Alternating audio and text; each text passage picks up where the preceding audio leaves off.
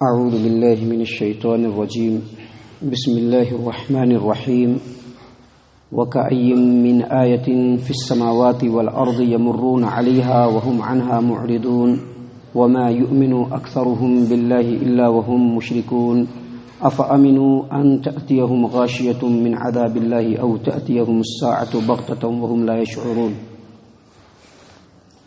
محترم سامعین کرام، سورہ یوسف سورہ نمبر 12 اور اسی صورت سے بھی آپ کے سامنے آیت نمبر 105، 106، 107 یہ 3 آیات تلاوت کی گئی، اور جیسا کہ کل کے درس سے آپ کے سامنے یہ بات ثابت ہو گئی، معلوم ہو گیا کہ یوسف علیہ السلام کا واقعہ کمپلیٹ ہو چکا ہے، اور یوسف علیہ السلام کے واقعے میں بہت ساری نصیحتیں ہیں جو اس سے پہلے کے درس میں ہمارے لیے بیان کی جا چکی ہیں۔ اب آگے اللہ تبارک و تعالیٰ نے انسانوں کے لیے اور خاص طور سے ایسے لوگوں کے لیے جو اپنے عقیدوں کے ساتھ شرک کو بھی ملا کر کے رکھتے ہیں، ایسے لوگوں کے لیے بڑی نصیحتیں فرمائی ہیں۔ ان کے اوپر باتیں کرنے سے پہلے یوسف علیہ السلام کے تعلق سے کچھ باتیں اور آپ کے سامنے پیش کی جا رہی ہیں۔ یوسف علیہ السلام کو اللہ تبارک و تعالیٰ نے مصر کے اندر بادشاہت سے نوازا، حکومت سے نوازا، اقتدار سے نوازا، تو اپنے والد محترم یعقوب علیہ السلام سے ملنے کے بعد جب تک یعقوب علیہ السلام باحیات رہے، یوسف علیہ السلام بھی بادشاہ بنے رہے، حکومت کو اپنے ہاتھ میں رکھا، لیکن جب ان کے والد محترم کا انتقال ہو گیا تو یوسف علیہ السلام نے اپنی مرضی سے بادشاہت اور حکومت اور اقتدار کو چھوڑ دیا۔ اور جب یعقوب علیہ السلام کی وفات ہوئی تو سورہ بقرہ کے اندر یہ بات بالکل واضح ہے کہ یعقوب علیہ السلام نے اپنے بیٹوں کو بٹھا کر کے وصیت کی، نصیحت کی کہ جو عقیدہ ابراہیم، اسماعیل، اسحاق کا رہا ہے اور جو عقیدہ ایمان والے بندوں کا رہا ہے اسی عقیدے کو اختیار کر کے رکھنا ہے، اور مشرکوں کے عقیدے کو نہیں اختیار کرنا ہے۔ انہی وصیتوں کے ساتھ ساتھ، نصیحتوں کے ساتھ ساتھ انہوں نے یہ بھی نصیحت کی، یہ بھی وصیت کی کہ جب میں مر جاؤں تو میری میت کو یہاں مصر میں نہیں بلکہ شام میں میرے آبا و اجداد کا جو قبرستان ہے انہی کے قبروں کے ساتھ مجھے بھی دفن کر دینا۔ جب ان کا انتقال ہو گیا تو یوسف علیہ السلام ان کو لے کر کے مصر گئے، مصر سے لے کر کے شام گئے، وہاں پر جا کر کے ان کو دفن کیا اور پھر واپس آئے۔ معزز سامعین کرام، ایک مرتبہ یوسف علیہ السلام نے بنی اسرائیلیوں کو کہا کہ ایک وقت آئے گا جب مصر سے بنی اسرائیل یعنی یہودی لوگ نکل جائیں گے، تو اس وقت جب وہ لوگ نکلیں تو ہمارے میت کو بھی ساتھ لے کر کے جائیں۔ ان کی وفات کے تقریباً 500 سال کے بعد جب موسیٰ علیہ السلام کو اللہ تبارک و تعالیٰ نے نبی بنایا، اور جب وہ بنی اسرائیلیوں کو لے کر کے وہاں سے نکلنے لگے تو وہ لوگ یوسف علیہ السلام کے میت کو بھی وہاں سے لے کر کے نکلے اور پھر جا کر کے وہاں شام میں ان کو بھی دفن کیا۔ یوسف علیہ السلام کے تعلق سے ایک بات اور ہم لوگوں کا جان لینا ضروری ہے کہ ہمارے سماج و معاشرے میں آپ دیکھیں گے کہ لڑکا اور لڑکی کا نکاح ہوتا ہے تو نکاح کے پڑھانے کے وقت جو نام نہاد مولوی لوگ ہوتے ہیں وہ لوگ داستان یوسف اور زلیخا بھی پڑھتے ہیں اور اس طرح کے تذکرے بھی کرتے ہیں، اور ان کا یہ عقیدہ ہے کہ یوسف علیہ السلام اور زلیخا کے درمیان بڑی شدید محبت تھی جس کی وجہ سے دونوں نے شادی کر لی۔ تو میں آپ کو بتلا دوں کہ یہ واقعہ سراسر جھوٹا ہے۔ اسرائیلی روایتوں کے اندر اس واقعے کو جس انداز میں ثابت کیا گیا ہے یہ واقعہ بالکل ثابت نہیں ہے، اور خاص طور سے امت محمد کے جو لوگ ہیں ان کو ان چیزوں سے ڈرنا چاہیے اور سمجھنا چاہیے کہ جن چیزوں کے معاملے میں قرآن اور حدیث بالکل خاموش ہے اس معاملے میں یہ لوگ دن دہاڑے اپنے نکاحوں کے اندر یوسف اور زلیخا کی محبتوں کا واسطہ دے کر کے دعائیں کرتے ہیں، یہ سراسر باطل بات ہے۔ اور ساتھ ہی ساتھ میں آپ کو بتلا دوں کہ یوسف علیہ السلام اللہ تبارک و تعالیٰ کے ایک برگزیدہ بندے اور نبی ہیں، اور ان کے لیے شایع نشان نہیں ہے کہ وہ زلیخا جیسی حیا باختہ اور مکر و فریب کرنے والی عورت سے وہ نکاح کریں، یہ ان کے شایع نشان بالکل ہی نہیں ہے۔ جبکہ قرآن و حدیث سے یہ بات ثابت نہیں ہے تو ایسا عقیدہ بھی نہیں رکھنا چاہیے۔ یہ یوسف علیہ السلام کے تعلق سے ضروری باتیں تھیں جو میں نے اس درس میں آپ کے سامنے پیش کرنا ضروری سمجھا۔ اب آگے اللہ تبارک و تعالیٰ کا فرمان دیکھیے، آیت نمبر 105 میں اللہ فرماتے ہیں نصیحت کرتے ہوئے لوگوں کو، وَكَأَيٍّ مِّنْ آيَةٍ فِي السَّمَاوَاتِ وَالْأَرْضِ يَمُرُّونَ عَلَيْهَا وَهُمْ عَنْهَا مُعْرِضُونَ، یعنی اللہ تبارک و تعالیٰ کی بہت ساری نشانیاں زمین کے اندر بھی ہے اور آسمانوں کے اندر بھی ہیں جس کے پاس سے یہ لوگ گزرتے ہیں لیکن اس کے اوپر توجہ نہیں دیتے ہیں۔ یعنی اللہ تبارک و تعالیٰ یہاں پر مشرکین مکہ کو نصیحت فرما رہا ہے اور اس کے بعد کے آنے والے اس طرز پر چلنے والے تمام لوگوں کو نصیحت فرما رہا ہے کہ جو لوگ پرانی آیات کو نہیں سننا چاہتے ہیں، یعنی مشرکین مکہ قرآن آیات کو سننے کی چاہت نہیں رکھتے تھے، اور یہ جو سوالات کرتے تھے محض نبی اکرم صلی اللہ علیہ وسلم کو پھنسانے کی غرض سے، تو اللہ تبارک و تعالیٰ نے کہا کہ اگر قرآن کریم کی آیات کے اوپر یہ غور و فکر نہیں کرتے ہیں تو دن اور رات جو اللہ تبارک و تعالیٰ کی بہت ساری نشانیاں کائنات کے اندر بکھری پڑی ہے لاکھوں کی تعداد میں، جو ان کے سامنے ہیں، جن کو وہ بہت دیکھتے رہتے ہیں، ان کے اوپر توجہ کریں گے تو اللہ تبارک و تعالیٰ کی معرفت حاصل ہو جائے گی۔ لیکن یہ لوگ وہ بھی نہیں کرتے ہیں۔ اس کا مطلب یہ ہے کہ یہ لوگ ہدایت کے طالب نہیں ہیں، یہ لوگ ہدایت نہیں چاہیے، ان کو ایمان نہیں چاہیے، نصیحت نہیں چاہیے، بلکہ یہ لوگ اپنی مرضی کی زندگی گزارنا چاہتے ہیں۔ آگے اللہ تبارک و تعالیٰ نے فرمایا وَمَا يُؤْمِنُ أَكْثَرُهُم بِاللَّهِ إِلَّا وَهُم مُشْرِكُونَ، اور لوگوں میں سے اکثر ایسے ہیں جو اللہ پر ایمان لانے کے باوجود مشرک ہیں، یعنی اللہ پر ایمان تو رکھتے ہیں، ساتھ ہی ساتھ شرک بھی کرتے ہیں۔ معزز سامعین کرام، اس روئے زمین پر یہ بات بالکل حقیقت ہے کہ اس روئے زمین پر بہت سارے لوگوں کی ایسی تعداد ہے جو اللہ تبارک و تعالیٰ کے وجود کو ہی نہیں مانتے ہیں۔ ان کا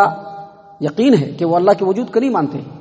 اور ساتھ ہی ساتھ یہ جو کائنات کا نظام ہے اس کو ایک انسیڈنٹ کہتے ہیں، اتفاق کہتے ہیں کہ یہ اتفاقیہ جو ہے یہ کائنات وجود میں آ گیا ہے۔ لیکن اس کے اگینسٹ میں اس روئے زمین پر ایسے لوگوں کی تعداد بہت زیادہ رہی ہے جو اللہ تبارک و تعالیٰ کو خالق، رازق اور اس پورے کائنات کا چلانے والا، تدبیر اور انتظام کرنے والا مانتے ہیں، اور ان میں بہت کم تعداد ایسے لوگوں کی رہی ہے جو اللہ تبارک و تعالیٰ کی الوہیت اور اللہ تبارک و تعالیٰ کی صفات میں کسی دوسرے کو شریک نہیں ٹھہراتے ہیں، بلکہ خالص توحید پرستی کی زندگی گزارتے ہیں۔ ایسے لوگوں کی تعداد بہت کم ہے، بہت کم ہے ایسے لوگوں کی تعداد، اور اس کے مقابلے میں بہت سارے لوگوں کی تعداد ایسی ہے جو اللہ تبارک و تعالیٰ کو اپنا خالق، رازق، مالک اور اس پورے کائنات کا انتظام و انصرام کرنے والا تو مانتے ہیں، لیکن ساتھ ہی ساتھ شرک بھی کرتے رہتے ہیں، شرک بھی کرتے رہتے ہیں، نفس کی مانتے رہتے ہیں، ان کی مانتے رہتے ہیں، ان کی مانتے رہتے ہیں۔ بہت سارے ایسے لوگ ہیں، یہ صرف مشرکین مکہ کے ساتھ خاص نہیں ہے، بلکہ مشرکین مکہ سے پہلے بھی ایسے لوگ رہے ہیں اور آج تک ایسے لوگ رہے ہیں۔ مشرکین مکہ کے ایک عقیدے کو آپ دیکھیے، اللہ تبارک و تعالیٰ کے رسول صلی اللہ علیہ وسلم کی حدیث ہے، صحیح مسلم کتاب الحج باب التلبیہ۔ مشرکین مکہ جو تھے جب وہ تلبیہ پڑھتے تھے، تلبیہ حج و عمرے کا احرام باندھتے تھے تو تلبیہ کیسے پڑھتے تھے؟ تلبیہ پڑھتے تھے لبیک لا شریک لک الا ہوا شریک لک تملکہ وما ملک۔ اس کا مطلب یہ ہے کہ اے اللہ ہم حاضر ہیں، اے اللہ تیرا کوئی شریک نہیں ہے مگر وہی تیرا شریک ہے جس کو تو نے اختیار دے کر کے اپنا شریک بنایا، اور ان کا اختیار ان کا اپنا اختیار نہیں ہے بلکہ یہ اختیار اللہ تبارک و تعالیٰ تو نے ان کو عنایت کیا۔ یہ ان کا عقیدہ۔ ہمارے یہاں کیا ہے؟ لبیک لا شریک لک لبیک، لبیک لا شریک لک لبیک ان الحمد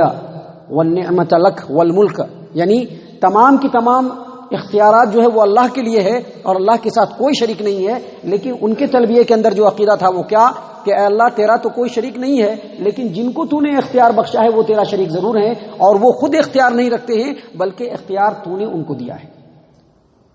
آپ دیکھیں گے کہ آج بھی ہمارے سماج و معاشرے کے اندر اولیاء کرام کے اختیارات، تصرف، اور وہ بگڑی بنا سکتے ہیں، اولاد دے سکتے ہیں، نوکریاں لگا سکتے ہیں، گناہ گاروں کو اللہ تبارک و تعالیٰ سے لڑ کر کے جہنم سے جنت میں لے جا سکتے ہیں۔ یہ تمام کے تمام اختیارات کی بڑی شدت سے وکالت کرتے ہیں اور بڑی شدت سے کہتے ہیں کہ یہ عقیدہ بالکل صحیح ہے، اور ان کا یہ کہنا ہے کہ یہ عقیدہ اللہ تبارک و تعالیٰ نے ہی ان کو دیے ہیں، خود سے ان کو یہ اختیار نہیں آیا ہے۔ تو یہ جو ہے مشرکین کا جو عقیدہ ہے، مشرکوں کا جو عقیدہ ہے اور شرک والا جو عقیدہ ہے، آج بھی ایمان والوں کے اندر پایا جاتا ہے۔ اللہ تبارک و تعالیٰ نے ان تمام لوگوں کا جواب دیتے ہوئے قرآن کریم کے اندر بے شمار جگہوں پر کہا ہے کہ اگر اللہ تبارک و تعالیٰ نے اپنے علاوہ کسی کو بھی کوئی اختیار دیا ہے تو آسمانی کتابوں میں سے کسی بھی کتاب میں اس کی دلیل لا کر کے دکھلائے۔ جتنی بھی الہامی کتابیں ہیں، جتنی بھی آسمانی کتابیں ہیں، قرآن کریم کے ساتھ ساتھ جتنی بھی کتابیں ہیں، کسی میں بھی اللہ تبارک و تعالیٰ نے یہ بات نہیں بیان فرمائی کہ اللہ تبارک و تعالیٰ نے اپنے علاوہ کسی کو بھی اختیار دے رکھا ہے۔ تو دراصل یہ جو شرک ہے یہ بڑی ہی آہستگی سے مسلمانوں کی زندگی میں شامل ہو جایا کرتا ہے۔ آپ دیکھیے شرک کی کچھ قسمیں ہیں جو میں آپ کے سامنے بیان کرتا ہوں بڑے ہی مختصر انداز میں۔ تفسیر ابن ابی حاتم کی روایت ہے، حذیفہ رضی اللہ عنہ ایک بیمار کی عیادت کرنے کے لیے گئے، مریض کی پچھاڑی کرنے کے لیے گئے۔ مریض کے پاس جب بیٹھے تو دیکھا کہ اس کے بازو میں جو ہے کالا داغا بندھا ہوا ہے، داغا۔ اس کو کاٹ دیا اور کہا کہ یہ شرک ہے۔ آج ہمارے یہاں دیکھیے لوگ مسلمان ہونے کے باوجود دھڑلے سے، آپ مسلمانوں کی بات چھوڑیے، آج تو توحید پرستی کا دعویٰ کرنے والوں کا ایمان اور ان کا جو ہے کردار اتنا کمزور ہو چکا ہے کہ ذرا سی بات میں ان کے جو ہے عقیدے اور ان کے جو ہے معاملات ٹوٹتے رہتے ہیں۔ دنیا کا ذرہ ربطی سا بھی کوئی معاملہ آیا، عقیدوں کو جو ہے پیٹ کے پیچھے ڈالا اور اپنی خواہشات کی پیروی کے پیچھے لگ گئے۔ محترم سامعین کرام، اللہ کے رسول صلی اللہ علیہ وسلم نے فرمایا، من حلف بغیر اللہ فقد اشرک، جس نے اللہ کے علاوہ دوسرے کی قسم کھائی اس نے شرک کیا۔ آج ہم اپنے سماج و معاشرے کے اندر دیکھیں گے، لوگ اپنے باپ کی قسم کھاتے ہیں، اپنے ماں کی قسم کھاتے ہیں، اپنی بیوی کی قسم کھاتے ہیں، بیوی کی چاہتوں کی قسم کھاتے ہیں، بیوی کے سر کی قسم کھاتے ہیں، اور پتہ نہیں کن کن چیزوں کی قسم کھاتے ہیں۔ یہ سارے شرک کی باتیں ہیں۔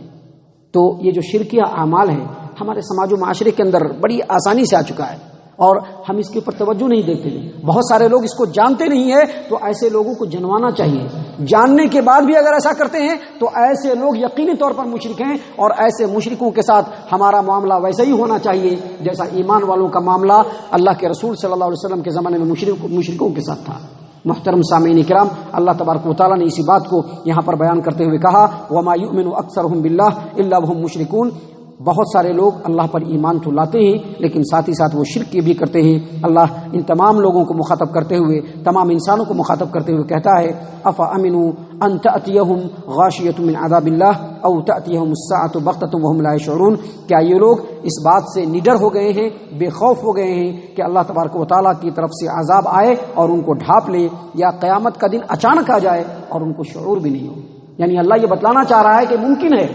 کہ اللہ کا عذاب آ جائے، اور پھر جب اللہ کا عذاب آ جائے گا تو بھاگنے کی کوئی صورت نہیں ہوگی۔